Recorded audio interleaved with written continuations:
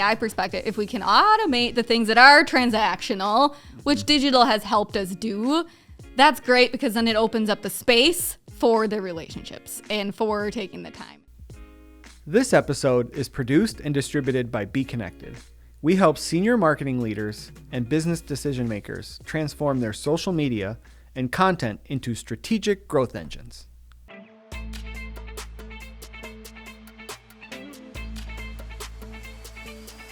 Hey, I'm Brad Cebulski, founder of Be Connected.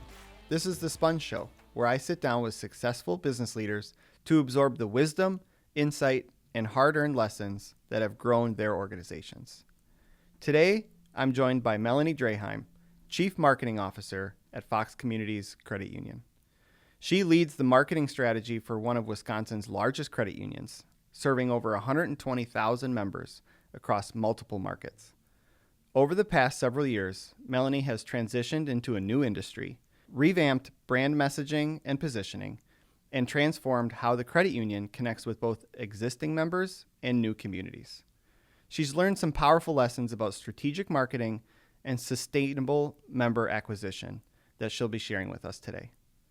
So whether you're a seasoned business owner, emerging entrepreneur, or marketing leader trying to grow your organization, these conversations are designed to give you practical insights that connect directly to measurable growth. Let's dive in. And the reason why I wanted to have you on the show in terms of like being able to tell your story and learn from your experiences and how other people can learn from it is that what I've come to know about you is that you shifted industries and you weren't always in the financial services when it comes to, banking or credit unions or things like that. But you stepped into a leadership role of Chief Marketing Officer coming from health insurance. Yep. So can you talk a little bit about, the career path that led you to where you're at now? Yeah. Well, I think a big part of it is, it's the thing everyone always says, growth begins outside your comfort zone, right? So if you don't do things outside your comfort zone, you don't learn, you don't grow. So definitely the change in industry was a big shift for me, but also I learned there were a lot of similarities and things that I could carry over, both within the marketing aspect, but also in brand and people. And I think, spending so much time in healthcare and health insurance, I'm a humanitarian at heart, so while I didn't ever say like, ooh, I want to get into health insurance, which I don't think anybody does, it just kind of happened. And then the same with Fox. Now I've been there just over a year, but what's really been interesting is very different industries, a lot of things I'm still learning, but the similarities in the helping people aspect, there's a lot that ties together. So within the health insurance side, you were in a marketing leadership role there, but you had grown up through the organization, right? Like you were promoted several different times, right? Yes. So what was the difference between, you said, I didn't have my eyes set on health insurance. I'm going to do health insurance, but you worked your way up. So you learned a lot about the organization and the brand, like as you were stepping into a leadership role. How was that different than like going into a new industry, a new brand, in a leadership role? Yeah. So I was at Network Health and was there just over 12 years, so a long time. And then prior to that, I was actually at another provider-owned health plan. So really spent most of my career in health insurance. But, marketing is my passion and has been the constant throughout that. But I also had the opportunity to lead product development, sales for a bit, strategic planning, which really did help me learn how marketing and those areas really have to work closely together. And I think helped give me a different perspective for that as I grew within my role. So while, I started as a kind of a coordinator, writer, project manager, grew into leading those projects, grew into more audiences, grew into bigger team. All of that kind of evolved over time. But through each of those different roles, I learned something that I could take and grow into the next one. Yeah, that's great. We can edit whatever. So as you step into the new role then, what has been your approach to I mean, you have a team, right? Yep. To learn the nuances of the team, the culture, and then all of the experience that they have while also then, bringing in your own leadership. Yeah. So Fox has been around a long time, 87 years. I think this is our 88th anniversary. So much history and so much legacy, and a lot of credit unions or financials have that. So my approach, I think, was not so much, let's change everything, but let's respect the past with an eye for the future, and how do we use everything that's been built and what we've learned and continue to evolve and change, because the only thing that is always constant is change. So we have to always be evolving and learning along the way, and I think that was really kind of the attitude I had going, and just doing a lot of listening. Yeah. Lots of listening. Yeah. So as you've done all of the listening, so how long have you been in the role now? Just over a year now. Yeah. So you're still Still learning. Learning. Probably always will be. 5 years from now, you'll probably still say the same thing. Yep. But as you're, sitting a little over a year in, what are the biggest opportunities that you have with the Fox brand, and the place it has in the community and the direction it can go and the people and everything like that? Yeah. There's so much opportunity, and I think actually coming not from the industry, and I have to remember, I'm going to be too close to it at a point, and it's starting to get there. You get really close to the thing that you're in every day, all day, and you're not the average consumer, the average person anymore from a marketing perspective. So I think constantly talking with your members or talking with people out in the community is so important to help learn and have that perspective of what you're doing. Because coming in for me, it's everyone is saying the same thing. They're talking about rates, products, accounts, loans, and that's it. It's how do we do something different? Is that really what it's about? So that's something that I really focused on in my first year. Is no one is waking up in the mornings saying, you know what I need? I need a HELOC. That's what I really need. Nobody is doing that. Yeah, right. Yeah, financials advertise HELOC, right. Yeah. That's all you hear about. So I don't know about you. I wake up sometimes, I'm just man, I want another loan today. You're the only one. Right.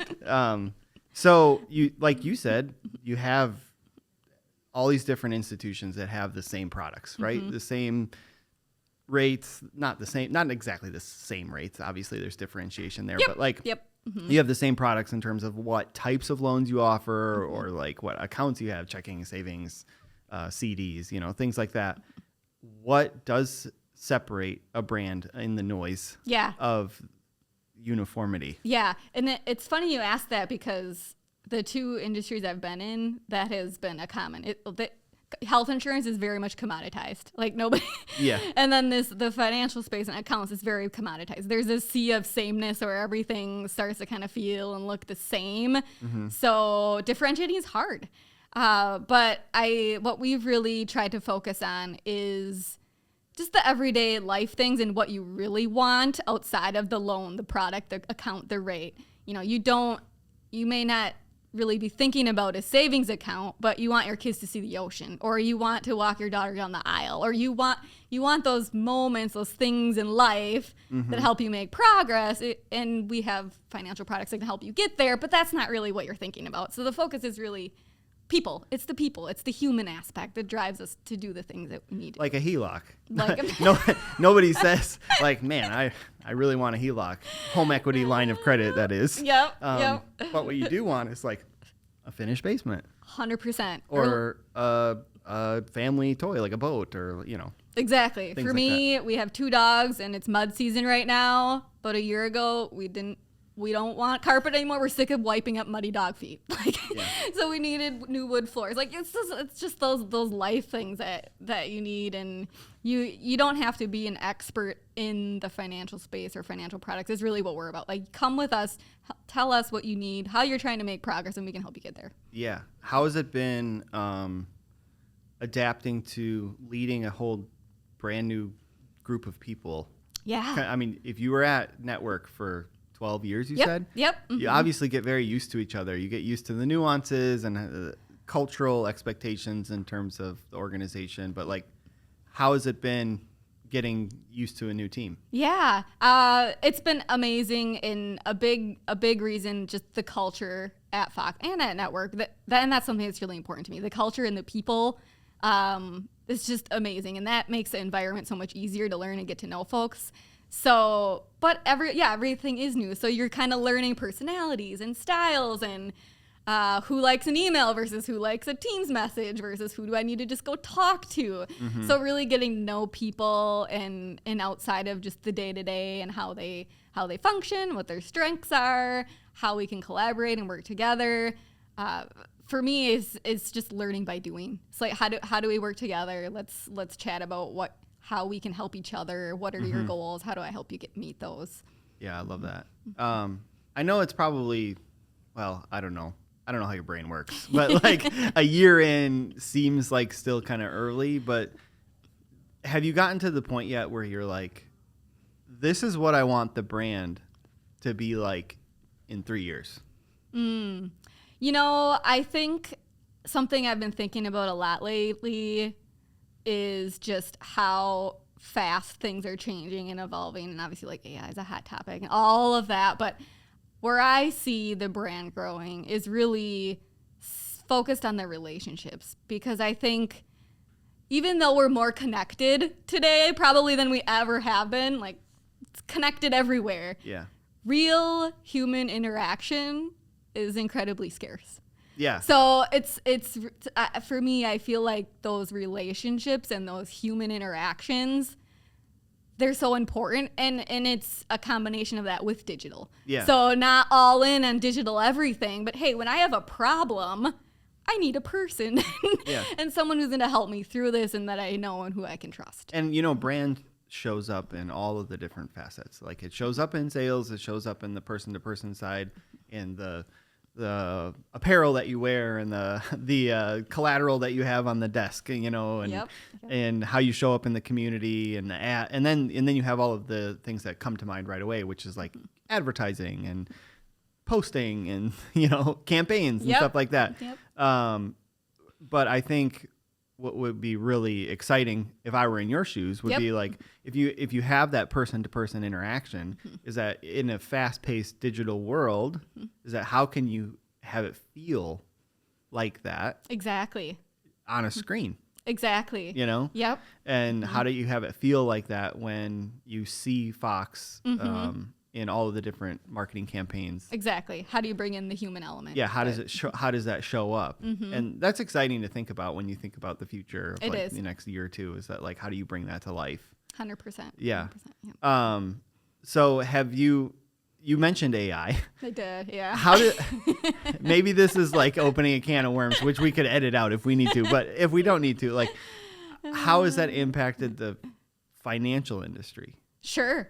I think, well, there's all different facets of it, right? I mean, there is the automation aspect, which I think has a lot of benefits, and a big thing like we're looking at it is really the world of banking has kind of shifted in that, like, yeah, we still have branches, but why people go to a branch has changed. It's less transactional. It's more of like, if I'm going there, I probably already tried something myself. I've gone to the app. I've done my research, and then I have a problem and I need someone to help me. Like customer service. Right. Exactly. Exactly. So it's a little bit of a shift from, okay, the transactional to the relational. But I think from an AI perspective, if we can automate the things that are transactional, which digital has helped us do, that's great, because then it opens up the space for the relationships and for taking the time and sitting down with folks. Yeah. You had mentioned before too, I'm kind of bouncing all over the place here, but you had talked about the personal aspect and bringing that human element. You had said before that the role that you're in also oversees the community engagement side, correct? Yep. So, where is Fox at in terms of like the role that it sees in the community and things it gets involved with in terms of that like human element in the communities it serves, Yeah, it's huge. I mean, that's our purpose is people helping people, and our mission is to help people build financial futures, and we can't just do that from behind a desk. So it is getting out, and it is working with nonprofits. I think last year we worked with over like 600 different nonprofits, and some are big and some are small, but we're all in this community together. Mm-hmm. And outside of just providing like a financial donation, like how do we partner? Like what are your goals of your organization and how do we help you with that is a lot of what we're doing. So sometimes it's just giving advice to these nonprofits or, helping with get a program off the ground or things like that. But there's so many amazing organizations, and I've learned in the last year about some I didn't even know of. Every day, I'm learning about a new one, and they're doing incredible things. But alone, you can only do so much until you have partners and you can make connections, and then you can do more together. So that's what it's all about for us. Well, I can tell you, and I don't know if you knew this or not, but I'm on the board of directors for the History Museum at the Castle. Oh yeah. And Fox has helped us with on the line of credit side, or at least the banking side of things. Yep. But then also, aside, like you said, you can only do so much. Fox has then also helped support some of the exhibits and some of the, you need finances to get stuff built out and to bring exhibits in and things like that. Exactly. And Fox is supported there, but then also from the banking side of things, because in order to run an organization, you have to have good financial partners. So, exactly. Yep. So it's, things like that where, you're helping 600 in Right. a year. Right. I'm only giving one example, but if you take that and you multiply that by all different types of organizations, Exactly. and big or small, doesn't matter. Yep. But Yep. And sometimes it's even just connecting people with each other. It's like there's a nonprofit over here trying to do X and another one over here trying to X, and they're really trying to do similar things. Yeah. So it's connecting the two and like, hey, did you know that so-and-so is trying to do the same thing? Yeah. Partner up and do it, Yeah. those types of things. And I think we're very blessed to be in an area that has so many different giving people and so many nonprofits. I think somebody told me once that it's like we have 4,000 registered nonprofits in like the Fox Cities area. It's incredible. Right, but then also poses challenges, like you said, where it's like, people might be doing similar things, siloed, like in their own little world, where it's like you can actually get more done if you work together on something, as opposed to like, no, I want to do it this way, I want to do my own thing. Right. Yep. It's like, okay, well then why? Exactly. Like, are you only focused on you doing it, or Right. are you focused on helping more thing? people and how do we do that together? Right. Yep. Right. So as you look forward to this calendar year, then what do you have for goals for either the role that you're in, or community stuff, or the brand, or you know? Yeah. I think so. For community, it is those partnerships, and it's how do we help more people make connections and do more together, and connect in new ways, be out in the community, support organizations. From a marketing perspective, it's actually kind of what I spoke about earlier. As digital grows and evolves, we've got to focus around that. But how do we blend digital with the human element to get people what they need quickly, easily? All of those great things, but not lose that people piece. Yeah, yeah, for sure. So yeah, I think those are probably the two top things. And then for me, it's just keep learning. That'll be like I said, 5 years from now, still learning. Yep. still learning. But I think that's what we do as leaders. We don't know it all, so good ones. Yeah, exactly. Yep. I would say good ones. Yeah, 100%. If you had any piece of advice for somebody that is coming up through the ranks of marketing and they want to be a marketing leader, or they're thinking about moving from one industry to the other, or something like that, what would you tell them? Don't be afraid to put yourself out there and do things you're not comfortable with and make connections. Even if you're an introvert, I'll say that because I am one, but I've learned that even just reaching out to people for coffee, or maybe you don't think so-and-so, like, author on LinkedIn would ever connect with you, but you connect and you have a conversation and you learn something. So not to think things aren't possible, but just to try it and put yourself out there. Well, hey, you're doing great on a podcast. If you're an introvert, I think you push yourself outside of your comfort zone every once in a while. There you go. Yep. Mm-hmm. Yeah. Well, Melanie, thank you for being on the show. Listeners and viewers, thank you for tuning into the Sponge Show. Appreciate you. And like I said earlier, if you have comments or questions for Melanie or myself, feel free to leave a comment send a message, DM, whatever, and happy to get back to you. Melanie, thanks so much, and make it a great week. Melanie, I really appreciate you sharing your wisdom with us today. That is exactly the kind of insight that helps leaders and decision makers navigate their own challenges, especially when thinking about transitioning from one position to the next. For everyone listening, now go put that wisdom to work. If today's conversation sparks some ideas for your own business growth, visit BeConnectedLLC.com to subscribe to our newsletter for more strategic insights delivered straight to your inbox.